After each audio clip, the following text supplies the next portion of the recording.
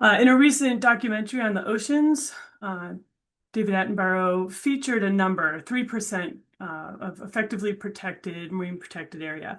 3%, and that number shows up a lot of places. It's often uncited, but we are the genesis for that number, and how we reach it is what I wanted to talk a little bit about before we dig into the website today. So the Marine Conservation Institute has been around. This is our 30th year. We started the MPAtlas project in 2012. Our aim was to visualize and track strong protections on the ocean, those that were originally a no-take area, implemented on the water, and really feature these well-protected areas out of kind of the noise of marine protected areas reporting, which is very broad in scope. As most folks know, there's a target, this 30 by 30 target that's been identified. Many countries have adopted this on a global level. Many have adopted it on a Beth, national level. just to pause. Are you sharing your screen right now? Oh, shoots, did I not share it? Not yet. Dum dum. Hang on. All right, let's go back so you can all see it. Sorry, I thought you had done that initially.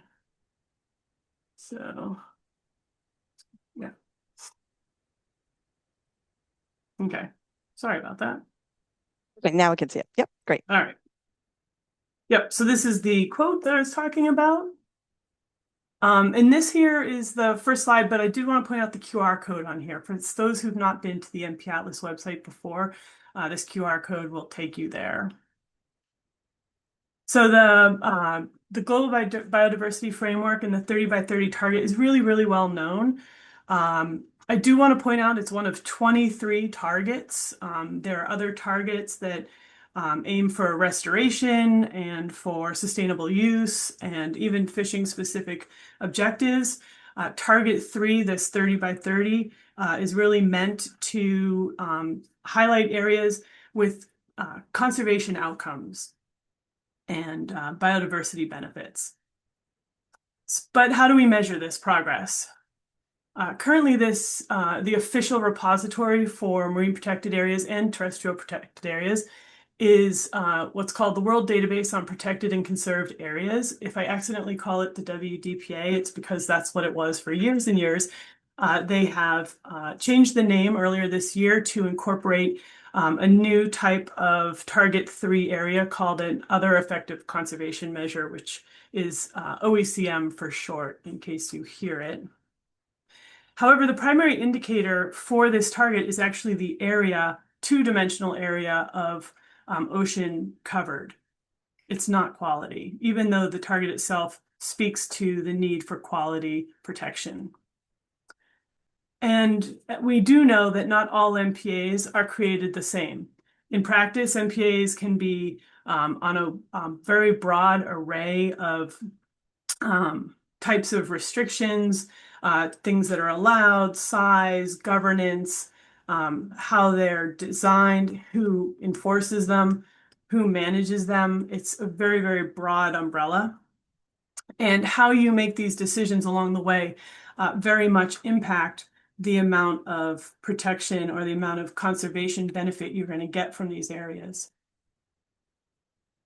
So a few years ago, we co-authored what's called the Marine Protected Area Guide, the MPA Guide.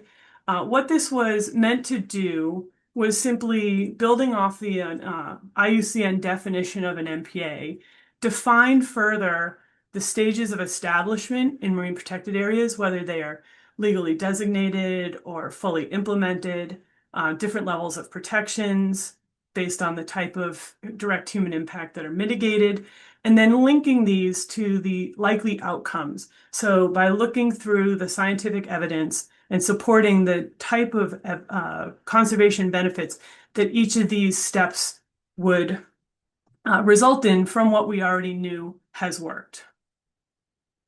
So the stages of establishment range from anything that's just proposed and committed. This is super broad. It can be official or unofficial. It could be an NGO or a government or a local community that's working towards this area. The designation, this step of legally defining an area, is when most areas are reported to the WDPA.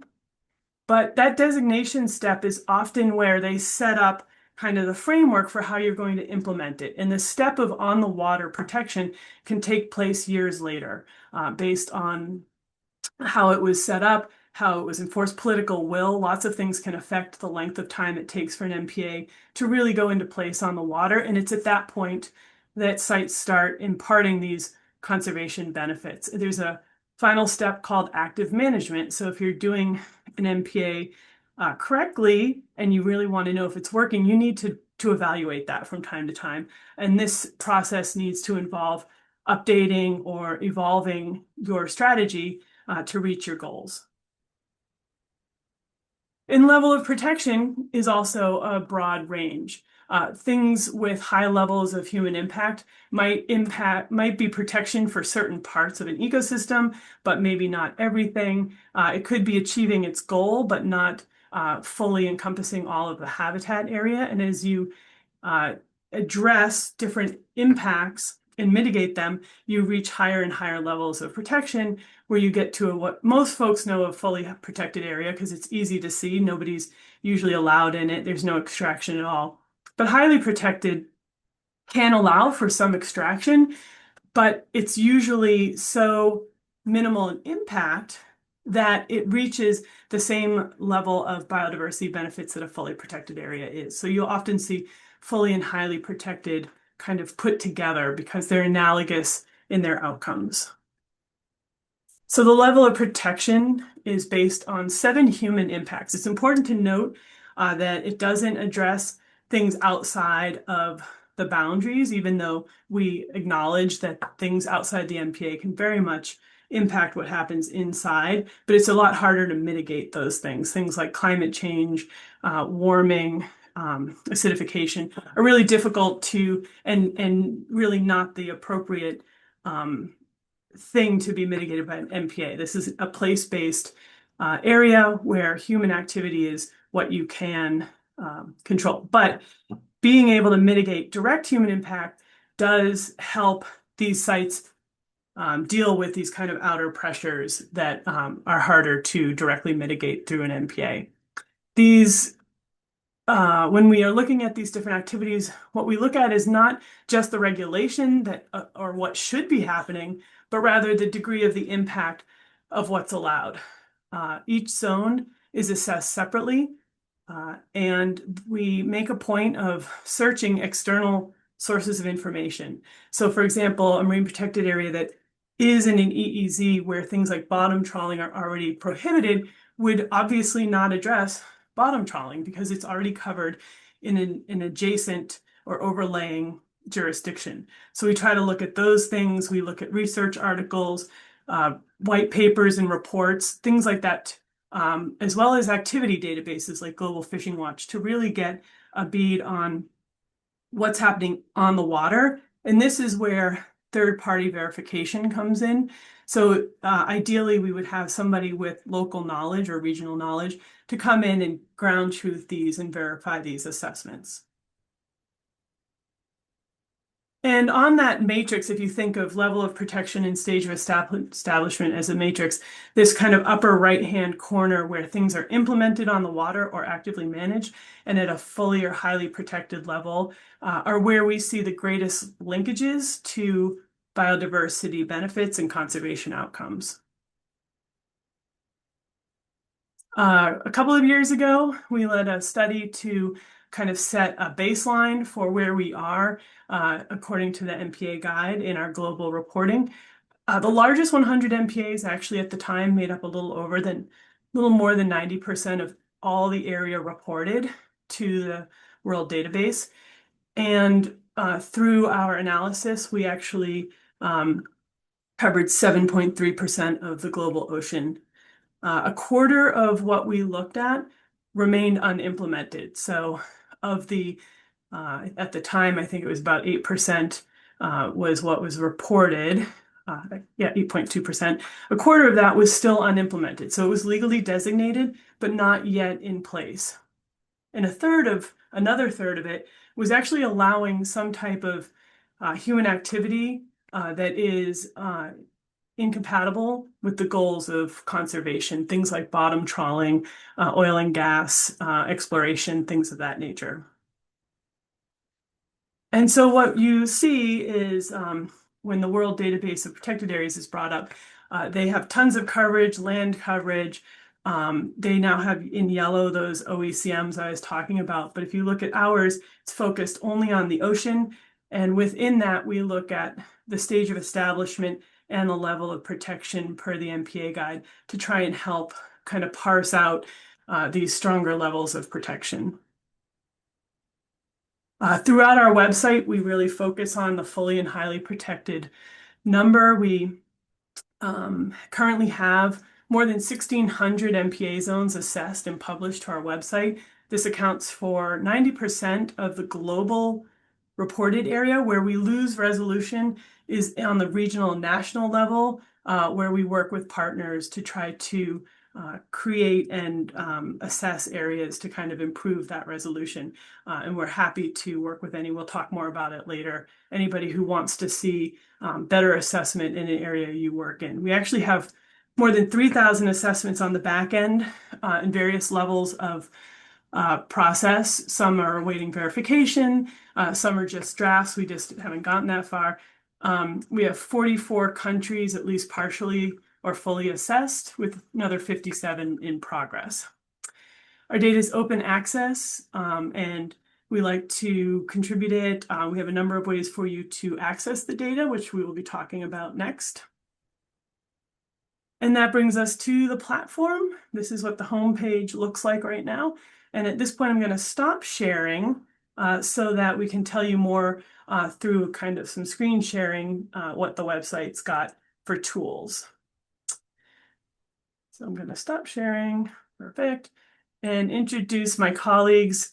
Also on the call with me today, we have Jessica MacCarthy and Nikki Harasta, both of whom will be showing you portions of our website. So I'm going to pass it to Nikki, who is going to share some of those tools with you. Thanks. Thank you, Beth.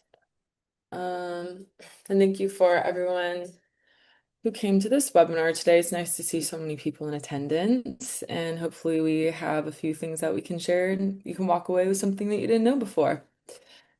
So if you're familiar with MPAtlas at all, you probably have gotten about this far and just gone straight to the interactive map. But I wanted to first share a few other features and downloadable files for you guys. So this is our homepage, MPAtlas.org. It is in the chat. If you wanted to go there, you can click along with me if you like. And the first thing you'll see is our 3.3% figure. So this is the amount of fully or highly protected area and implemented area per our assessments. So maybe this isn't what exists, but this is what we've gotten to so far. And it is comprised of about 90% of what's reported, as Beth mentioned, with the top 100 largest MPAs. So it's a pretty good baseline for what is out there at the moment. We also have the WDPA's figure here. We pull it monthly. It is timestamped at the bottom just for you to know how up to date it is. And ours is also timestamped under here. You can see when our last edit or update was made. We'll usually have some kind of spotlight on a current event here. A little bit of background on the MPA guide, and these pages link to more resources and information if you wanted to know more. Again, this is the framework that we apply to sort of define what protected means. I did see that question in the chat. And this is sort of what distinguishes our data set from the WDPA. All right, a little bit further, and this is where you will sort of get a snapshot of global progress towards 30 by 30. We have assessed 12.4%, and you might be like, but the WDPA only reports 9.8%. This is because we also include proposed and committed areas when possible. And sites typically don't get incorporated into the WDPA until they've been officially designated. So we will work with regional partners to get boundaries for these figures, although sometimes when boundaries aren't available, we'll also report them as a point. I will expand on that a little bit later if you're confused, don't worry. Yeah, so we don't start talking about level of protection until we do actually see MPAs reaching this implemented or actively managed level or stage of establishment. But then you can see how many are designated, how many are proposed. And yeah, this is a good snapshot for that. If you wanted to download this global data, you just click this and it will give you a CSV instantly, giving you the breakdown by protection level and stage of establishment. We also have this description tag for field definitions, a citation for data stamp or a timestamp for the data, more information on how to reach out to us, and of course, a citation if you do use our data. There's also a brief definition here of the stage of establishment and level of protection if you're not as well versed in it as some of us might be. And then a little further is a snapshot of the largest MPAs. The largest MPAs do make up the majority of this 3.3% figure, so this is why they're highlighted a little bit more here. You could see the top 10 on the side, but if you wanted to see more, you can click this figure here, and this will give you the full list of the top 100. So just to clarify, because there's so many percentages going around all of the time. So this is ordered from percentage of that 3.3% that it makes up. So Raw Sea region is one of the largest highly and fully implemented MPAs, and it makes up 16.1% of the 3.3% highly and fully protected MPAs, just to clarify that. You can change the view on this by clicking these filters. If you wanted to see all protection levels that are implemented, you can also click here. If you wanted to see all stages of establishment, you can select this. And these filters will change what is downloaded here as well. So just to show you a quick example, this is what you would download. I also wanted to point out the difference between a zone and a site. So Beth mentioned that we assess each zone separately. That's because some zones have different objectives and different human activities allowed in them.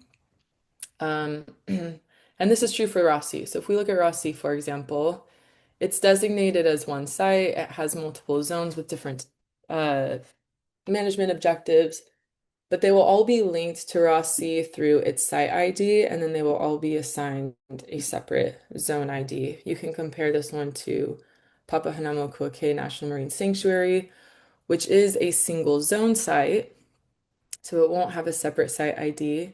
It only has its zone ID.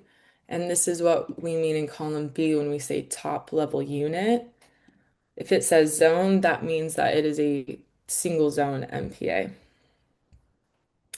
Again, we've got some field definitions. There's a few more in here, so make sure to check these out. And a citation here for you. Okay, another useful data set, if you hover over MPA statistics at the top and click country ranks, this will give you the breakdown by country.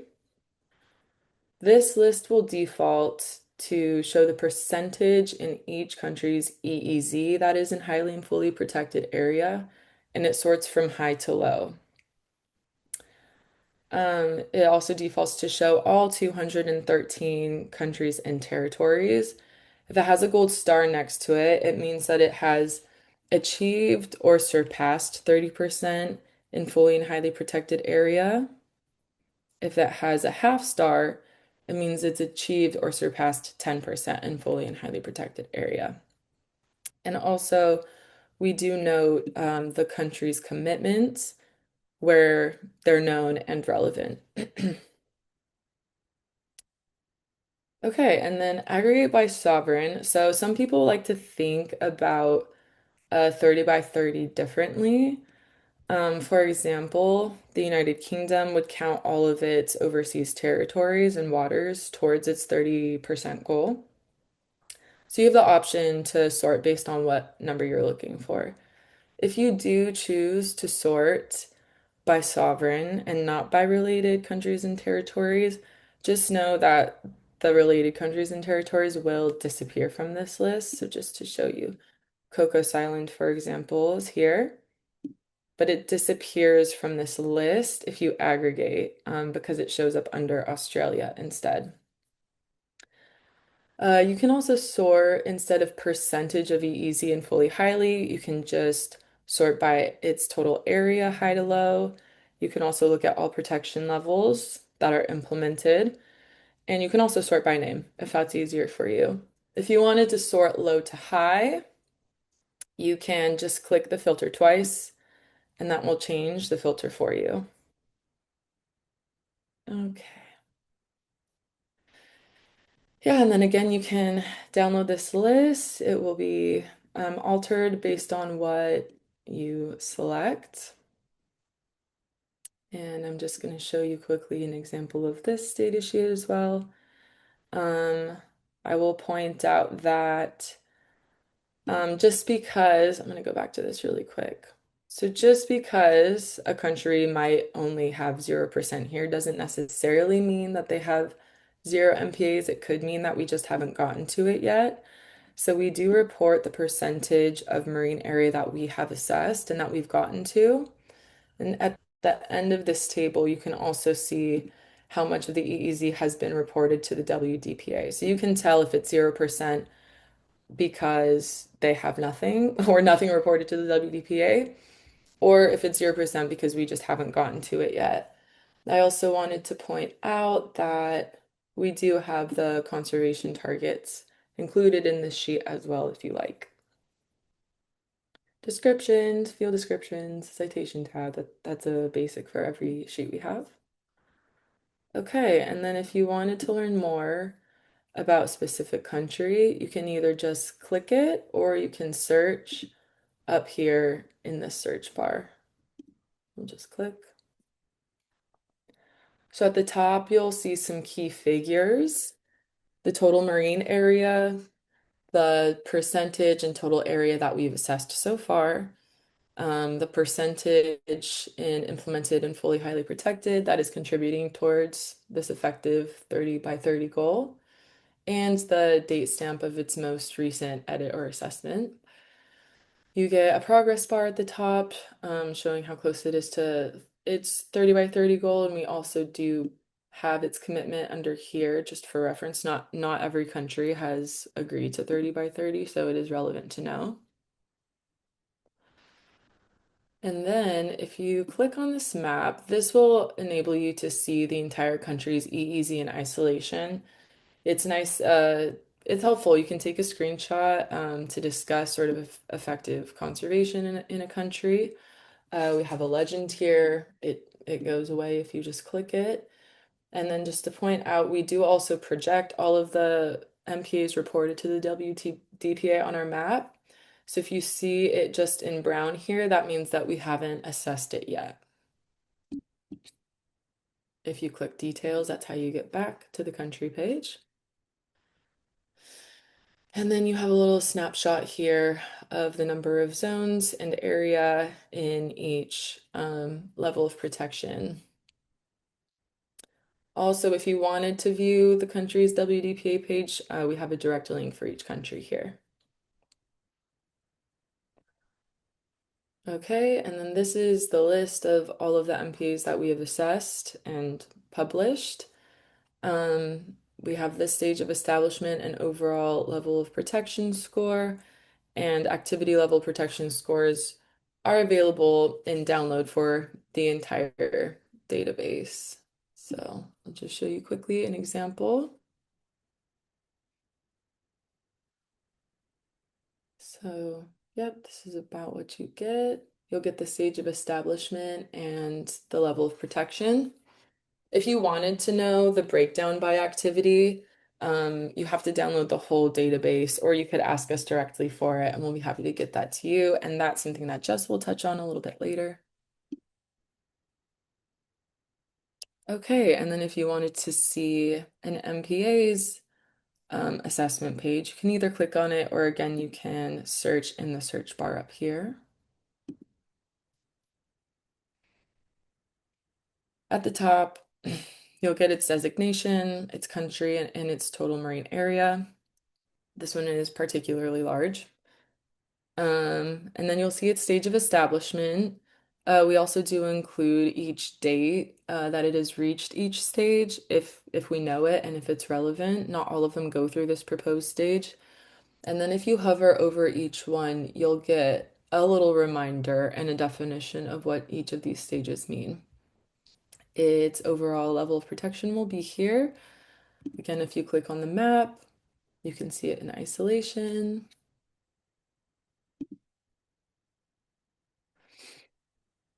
And then we've just got some brief area information here. So this will tell you the amount of the MPA that is in Chile. This is because some MPAs overlap with multiple EEZs.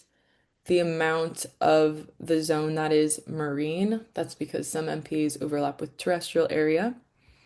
And then you'll see the percentage of the protected marine area in the country and the percentage it makes up of the total global designated protected area. This is a very large one, I will say. Most of them don't really hit the decimals, but this one does. And then finally, you'll get to its full assessment and level of protection breakdown. So you'll see the assessment date, its status, and its stage of establishment again here. You'll see what version of the MPA guide it was assessed with. Right now, we only have version 1.0, but we do expect this to be updated and iterated as better science comes out and informs effective MPAs. Overall protection at the top, and the breakdown of each activity will be here. Again, if you just hover over, this will give you a definition of if you want to know what is a minimal fishing level, and you don't know off the top of your head, like some of us crazy people do who interact with the MPA guide every day, then that's useful to sort of know how it fell out. This one's quite simple because it's really well protected MPA. At the bottom, you'll see some of this section for affiliated reports. This is for if this assessment was completed in the process of a scientific publication. So this one was a part of our top 100 paper that got the global baseline. The RBCS, this was a precursor to the MPA guide. So all of these criteria are included in the MPA guide, and the MPA guide has a couple more.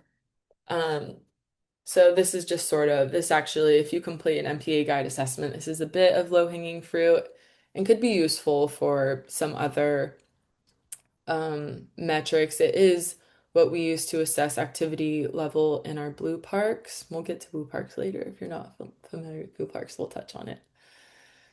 This MPA zone management information is mostly metadata pulled from the WDPA, although the protected area type and stage of establishment are pulled from the MPA assessment. Associated documents is a key section here. This is where we will upload documents that we've used to assess the MPA. So it's useful if you're curious where certain scores have come from. We do try and pull directly from regulation language as possible, although there are times that, as Beth said, we'll pull from online databases, sometimes from word of mouth, from local partners, but this will kind of get you a head start. I also just wanted to point out that it is important we have these documents here and that we timestamp everything, so that people know that like this is a snapshot in time. We do these by hand, and things change in marine policy all the time. So if you are maybe you have a specific expertise or knowledge of a given MPA or of country regulations on the whole, and you would like to make a correction, or if you see an MPA that we don't have yet that you have information on a management plan for, we love collaborating with people, and we do encourage you to reach out and email us.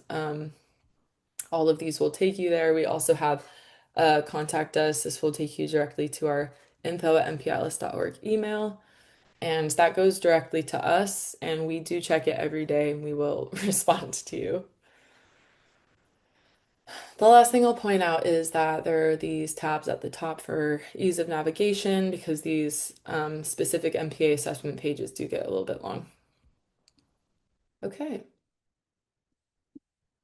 So finally, to the MPAtlas. Some of you may be familiar with this page, some of you may not be. So I'll just give a quick overview of the different features we have here. So on the left is a breakdown of of how many zones are in each category.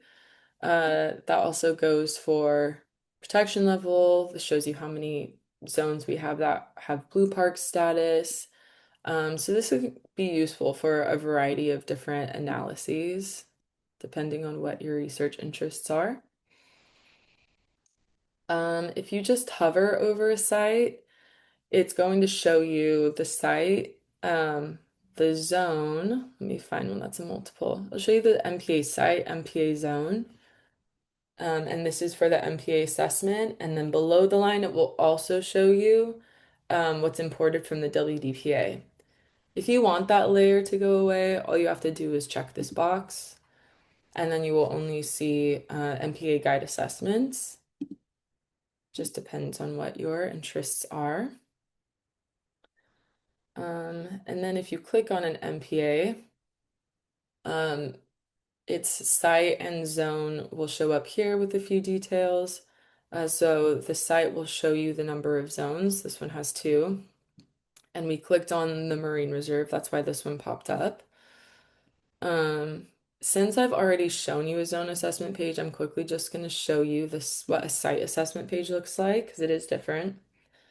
It similar to a zone page, it will still have the area reported and the implemented fully highly protected percentage and this progress bar here. This is all pretty much the same. And below here is when it starts to look a little bit more like a country page. It will list its associated zones and just kind of give you a snapshot of what the overall score is. And then also just to point out, this is a Blue Park awardee. So if a site is a Blue Park awardee, it will say so here. For those who don't know, Blue Parks is another initiative of Marine Conservation Institute that recognizes outstanding MPAs that meet the Blue Park standard. If you wanted to learn more about what the standard is, there's links to it here. There's links you can see what all the Blue Parks are here. If you think that you know of an outstanding MPA, you can even nominate it. We do yearly cycles. And if you wanted to learn more about Blue Parks, we are having a webinar in July. Okay. So back to this page really quickly. One thing that is cool about our map is that you might notice that as I shift in and out, the URL changes.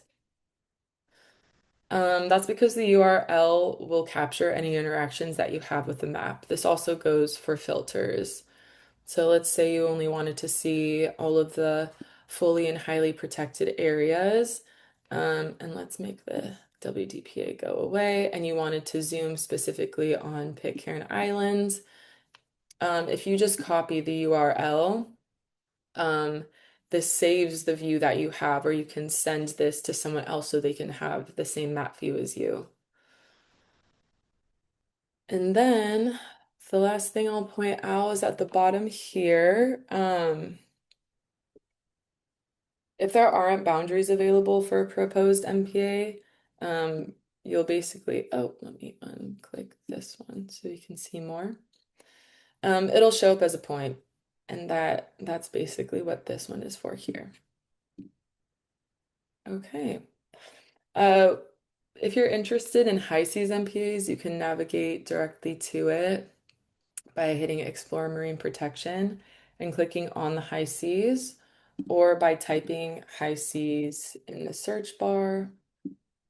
This sort of shows up as a country at the moment, but we do have all of those currently proposed and designated ones here. There are even some ones that are actually implemented. And we do have answers to frequently asked questions on our FAQ page. You can find it here at the top of the navigation tab. Yeah, this is basically just, we do get questions often.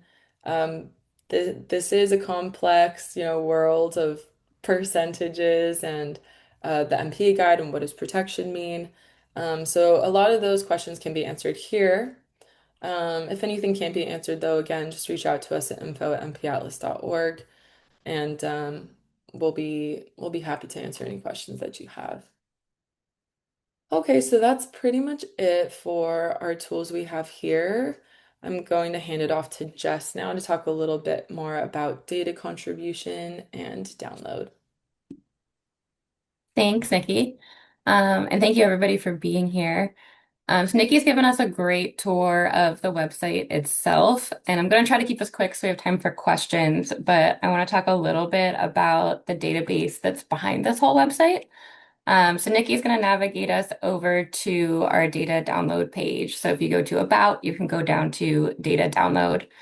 All of our published data, so that's all of the data that's visible on our website, is open access and available for download. So you can just click to this page and Nikki can scroll down and show you. There's just a very simple little form that you can fill out, and you can choose the data type that you want to download. So you can download it just as a CSV in the tabular format, or you can download the geospatial geodatabase file.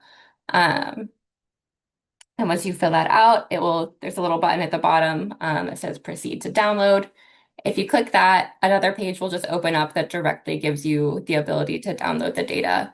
So it's pretty quick and simple. And along with the data, you do get our citation information, our metadata, everything you need to actually use the data. I will note, just because we've had some confusion, when you download the geospatial data, you do get the attributes along with it. The assessment data is in that. You don't need to download both the CSV and the geospatial data and merge them together or anything. It's all right there. We do also have an API.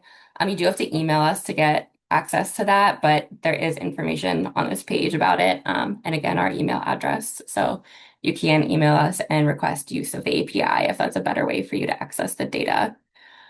And one more note, I know we've talked about this several times, but our data set, so what you'd be downloading, is not all of the MPAs globally. If you want that, you'll have to go to the WDPCA. But our data set includes the boundaries and the assessment information for everything that we've assessed so far. So that's what you're getting when you download our data, is our assessment data. And we do have data terms and use on here, so feel free to click to those and read those if you have any questions about how our data can be used. And again, you can always reach out to us if you have any questions about how to use the data. We just do always ask that it's appropriately cited, and if you've used it, we love to know how. We love a copy of the publications or wherever the data is being used. So that's how you can get access to the data. I'm also going to have Nikki click back to the atlas one more time. And again, in that same About section, you can scroll down to Contribute to MPAtlas. And this page tells you about how you can actually put data into our database.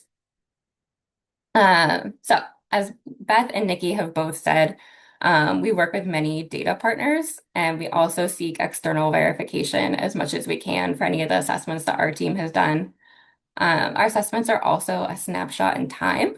So we also welcome information updates on the MPAs that are already on our websites that have been assessed if you see something and you have more recent information that you could give us. So all that said, we welcome data contributions in a variety of ways. If you are interested in applying the MPA guide, this page here first gives you a bunch of resources to learn about the guide and how to use it. It has the actual scientific publication, it has a user manual, it has expanded guidance, the decision tree, everything you could really need to dig into the MPA guide is right here for you. And then you can email us to try to get your data into our database. So what we've been working with to help us aggregate all of this data from different sources, we've built an online data entry platform. So if you want to contribute data, you email us. We'll get you set up on the data portal with an account. We can give you a quick tour of how to use it, how to put your data in. And that's how your data would essentially go into our database. I will note, we could talk more about it, in one-on-one conversations, but I do want to note that all data contributions will remain unpublished. They will not go onto our live website until the data provider specifically says that they are ready for that data to be published. So if you're using our data entry platform kind of as you're doing your assessment and analysis, it's not automatically going to go to our website because you put it in that database. We do have data verification, data QA, QC processes, and will not publish your information until you're ready for it. We're actually in the process of rebuilding that data portal. So we're trying to make it a bit more user-friendly, add some additional functionality to it, and we're hoping it will be ready soon. So we actually do plan to have another separate webinar about the data entry portal and contributing to the database in the fall. So stay tuned for that. But that is how you contribute. All right. So we'll be leaving it there for now. I do just want to say a quick thank you to all of our funders and specifically to Astute Bruce, Brandon Ward, as well as Tara Star Marvin, who have been working with us to build this website and build the data entry portals. We could not do it without them, as well as all of the data contributors that we've had thus far, because this is a massive job and we could not do it alone. If you have any, obviously we'll answer some questions here, but if you think of questions later or they're too much to ask now, all of our email addresses are there. Feel free to reach out to us. And if you're interested in contributing data, we would love to hear from you. Wonderful. Thank you, Jessica. Thank you, Nikki. Thank you, Beth. This was fabulous to learn more and get all the details. And we got some hands clapping. Actually want to sort of turn it back to you. You've had a chance to see all the questions that have come in on the chat and the Q&A. Are there any you particularly want to address? There were lots of questions about assessments and incorporating them. Were there any you particularly wanted to start with to address? Sorry, I couldn't find my mute that fast. Can you repeat your question? Sorry, I was Were there reading the now chat. that I you shouldn't have. right now that you've seen a lot of the questions that have come in, were there any questions you particularly wanted to address Yeah. regarding assessments right now? Yeah, sure. Well, so I think we got to a few of them. I know we discussed, somebody asked about the WDPA layers, but someone asked specifically how frequently we pull from them. So we do pull monthly from the WDPA. It's worth noting that each assessment is a time-stamped assessment. So what we don't do is if a change happens on the WDPA, sorry, I will one day call them the WDCPA, I swear.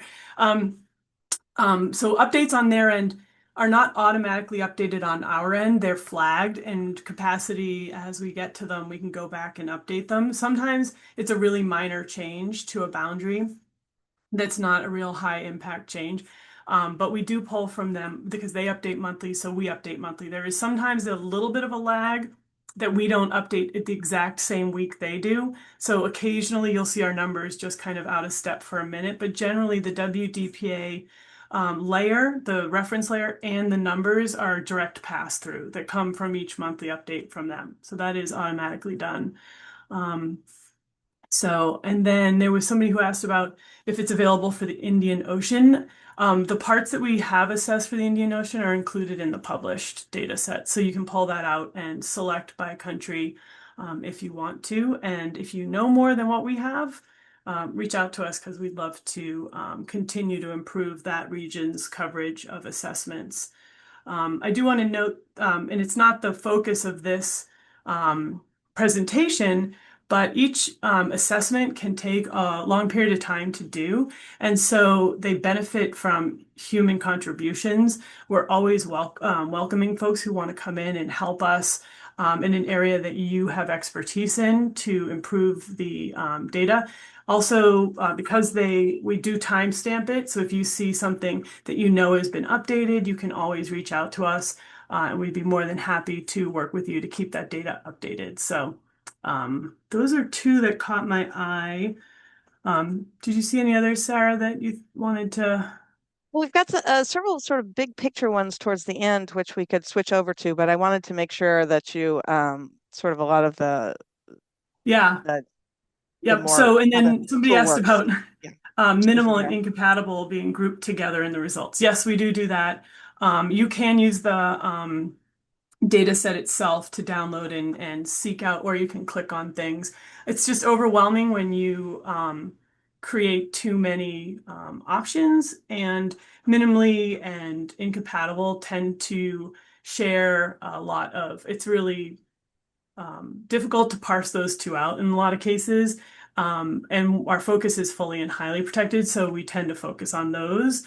And the difference between a minimally protected and incompatible aren't ones that we tend to worry too much about unless we're doing a direct analysis on those data sets, just because it's hard to focus on every single aspect.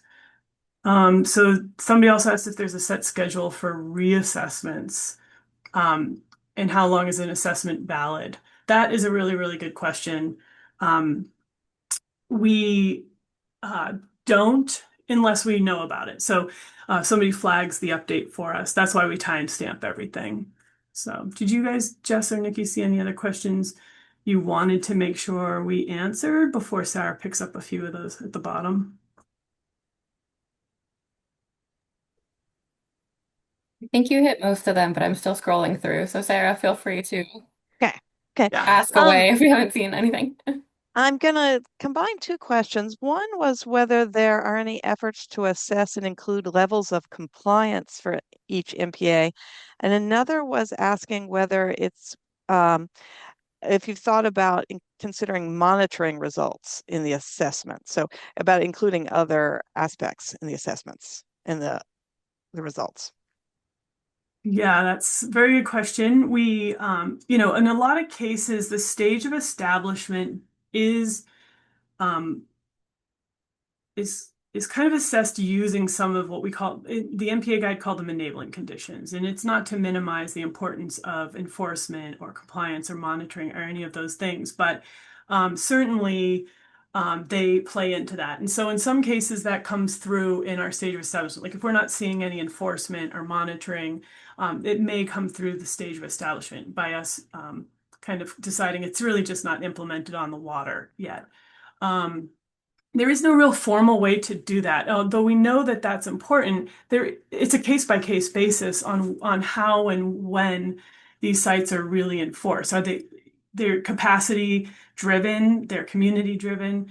So it's really hard to just put a checkbox and say everything has to reach this specific point for us to consider it, monitored or enforced, because that looks different in every single one. So we do look at them, but we don't have a formal checkbox for them. Nothing's really been created to allow us to do that. Do you guys have anything else to add to that point? Yeah, I would just quickly add that I think to answer the question in part, we're not directly looking at or analyzing the results of ecological monitoring for these assessments. The way the MPA guide works is really looking at, is it designed in a way to be set up to likely achieve the benefits? And it's something that we can do, relatively efficiently on this global scale. Looking at, ecological monitoring data is intensive analysis that we have to do on, a site-by-site basis. And not very, very important, but not the goal of, what we're trying to do with this framework. So that's not what we're looking at in this case. Although if we do see them, it is something we would consider. Okay. All right. Thank you, guys. Moving on to another question. It starts, great presentation, Beth and Nikki and Jessica, and kudos to MCI for this important contribution. I'm wondering, with all these refinements and new data analysis tools, whether we will soon be able to look at MPAs and OECMs and how well they protect against non-extractive stressors, tourism overuse, water quality, lack of measures to increase local resilience against climate change, and admittedly a different class of stressor, lack of public awareness and political will to conserve. Many MPAs aim to address these things and may be effective in these domains, but may not have large areas that are fully protected.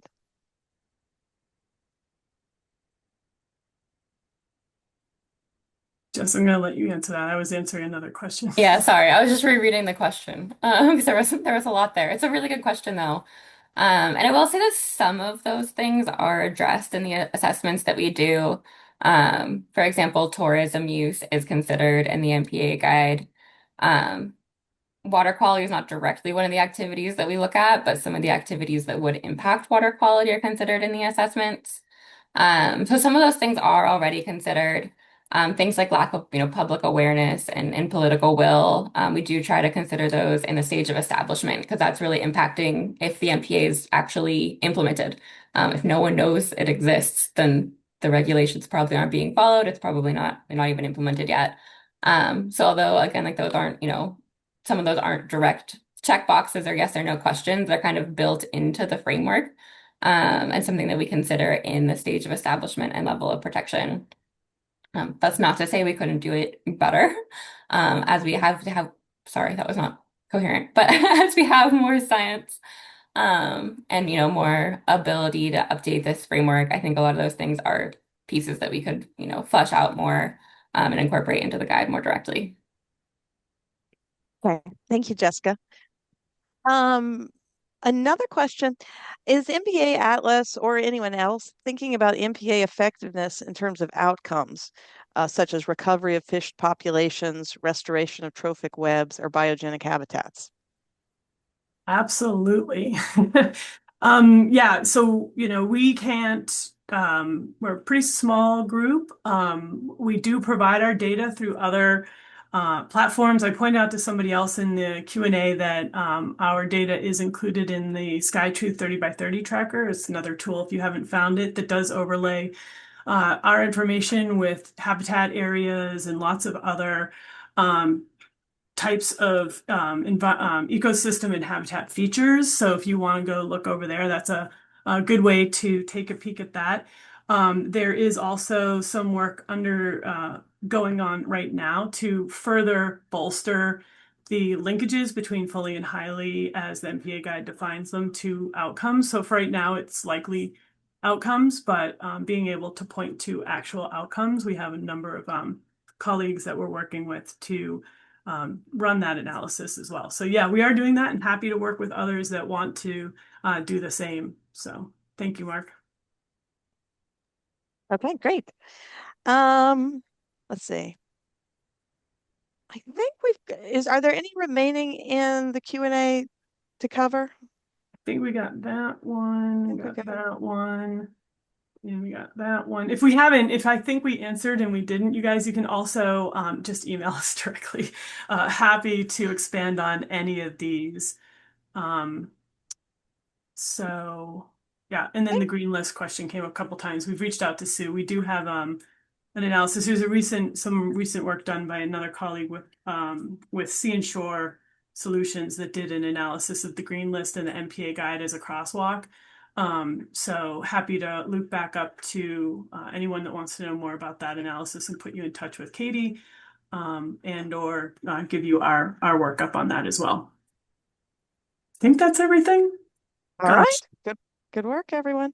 Oh my gosh, 3 minutes to spare and give back everybody. Well, I'm actually going to go one that came in. Maybe you could talk a little bit more about it that you did answer in the Q&A. When are you expecting to reach full assessment coverage of the MPA status quo? I'm expecting to die or retire before this is done. Not because I'm skeptical that we could do it, but simply it's hopefully going to be a database that continues to grow. We also have OECMs coming on. There is an OECM guide paper in review right now, and obviously we intend to incorporate that. Somebody asked us in the chat, I think, about why our name isn't the Marine Conservation Areas Atlas, and I said, 14 years ago, there was only MPAs. We're considering a rebrand, but everyone knows MPAtlas right now, and so rebranding would be a whole thing. We're all trying to relearn WCPA right now, so we don't want to throw too much at everybody. But WBCPA. yeah, sorry, see, always got one of these days. In fact, I talked to someone at IUCN, and she was like, "It's obviously got to be the MCAtlas." So, I mean, it could be really easy. Who knows? But we do acknowledge that more of these things are coming along, and I think yeah, job security is that there will always be a need to look at quality in these targets, right? And I also pointed out, and I do want to point this out broadly, 30 by 30, the target's really famous.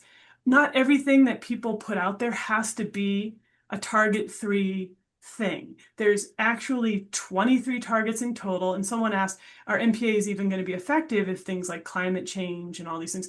There are other targets to address these other challenges, and no amount of target 3 is alone going to reach what we need to. We have a bunch of other targets they need to be focused on, and they're all equally important to accomplishing the goal. It's an important part of it, but it is not the only tool in the toolbox. There are other targets specifically for that challenge. So we acknowledge it and realize that we're really just focused on a piece of the puzzle. Okay, thank you. And we actually got a really interesting question from Sybil, but we do not have time for that. So maybe we can Sybil, look at that email me. offline. Yes. Okay. Well, thank you guys. This was great. We got through pretty much all the questions. So this was fantastic. Great presentation. We all know a lot more about MPAtlas now. And we look forward to seeing all the future additions and enhancements as well. So thank you to everyone who attended, and go forth and use the MPAtlas for your work. Thank you, Sarah. Okay, and we'll catch you guys, I think, in several months with about. Yeah, we'll be back with an further work. updated portal for how to contribute data, and happy to speak one-on-one with anyone who wants to know more about the behind-the-scenes process. Please come to us. We would love to work with you. Right. Okay, that's a great way to end. Thanks, everyone, and we'll catch you on future webinars. Thank you. Thank Bye. you.